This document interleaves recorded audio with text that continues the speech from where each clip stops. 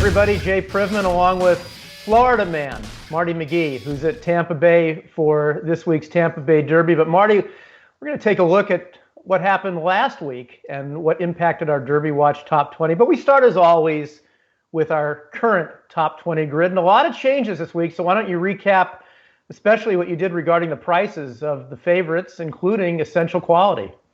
Well, I know, Jay, that 7-2 and 4-1 and 6-1, that's too low for the favorites, but that's presuming they would run the race like tomorrow. Right. Because as you know, we get there Derby Day and the favorite 6-1, and there's a bunch of 18-1 shots and everything like that. But right now, off their two really good races, we have Essential Quality and Greatest Honor, the two Tappet colts, at 7-2 and 4-1, followed by Life is Good, who, as you would say, it's his Serb on Saturday, and then Mandaloon at 10-1. We got 3 15-1s, 4 20-1s, 7 30-1s, and a couple of 50-1s. So, you know, again, I wouldn't be surprised if the favorite was 5-1, as often happens on Derby Day. But for right now, that's our line. Well, we're still a couple months out from the Kentucky Derby, but as Marty said, it's really solid at the top. Let's take a look at some of the races from last week that impacted our current top 20. We'll start with the Southwest Stakes. It was the 3-year-old debut of Essential Quality, last year's champion 2-year-old.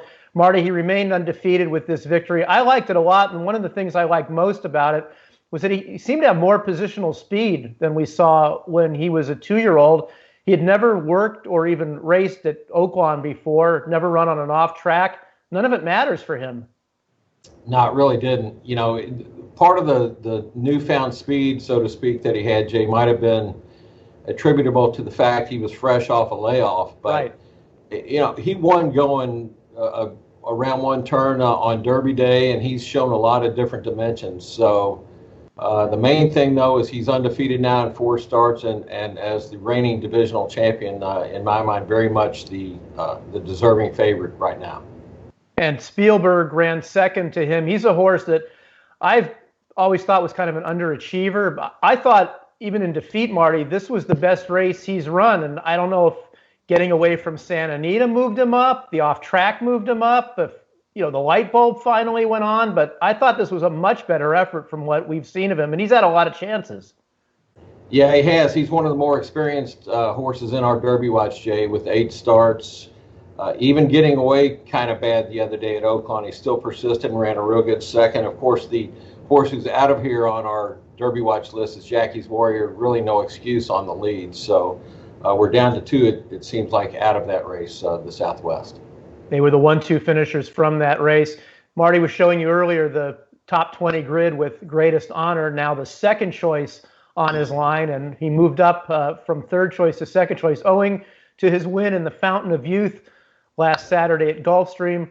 Marty, I thought this was an odd race in that there was a point on the far turn, and you were there, but there was a point on the far turn where I thought he might be getting nothing, and then it was like he re-engaged, and he won so easily at the end that Jose Ortiz was wrapping up on him. Tell me your takeaway of this performance. Yeah, you could hear a collective uh-oh, you know, when they were over the 3/8 pole with the even money shot seemingly going nowhere. But then all of a sudden he started gaining, even though at the quarter pole, Jay, with the short stretch into the to the 16th pole, it sure looked like Drain the Clock was still going to win. But this horse put on the afterburners. You know, he's starting to remind me of horses like Strike the Gold and Pleasant Colony and Orb, who we've compared this horse numerous times to already. But, man, you got to really like that finishing kick that he showed. And I know that Shug McGahee and Jose Ortiz were really happy, and it's onward and upward to the Florida Derby for him. And you got to think, Marty, that going a mile and a 16th, he's just getting warmed up. That a mile and an eighth and of the Florida Derby, mile and a quarter of the Kentucky Derby is going to be far more suitable for a horse with his kind of style. So he is the second choice on the line, but also on that card earlier in the day, in a maiden race, Collaborate was a runaway winner for Safi Joseph. This was a horse who was really well regarded before his debut.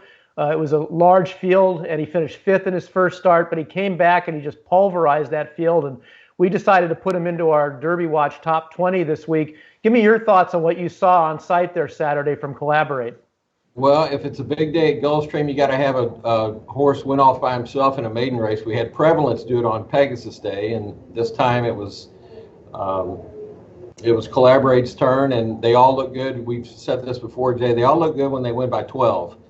But he will be getting a chance on the Derby Trail in the Florida Derby on March 27th, and I know that his number was competitive, and Saffie Joseph is high on him, so he'll face far stronger competition in the Florida Derby. But yeah, he does deserve a chance, you would think. Yeah, he'll certainly get a big test going up against the current second choice for the Derby in Greatest Honor, among others in that field as well. Well, that's our look at what transpired this past week that impacted the Derby Watch Top 20. Also here at DRF.com, you'll find a preview of all the big stakes races this weekend, and there's 3 of them on the road to the Kentucky Derby. For Marty McGee, I'm Jay Privman. Thanks for watching.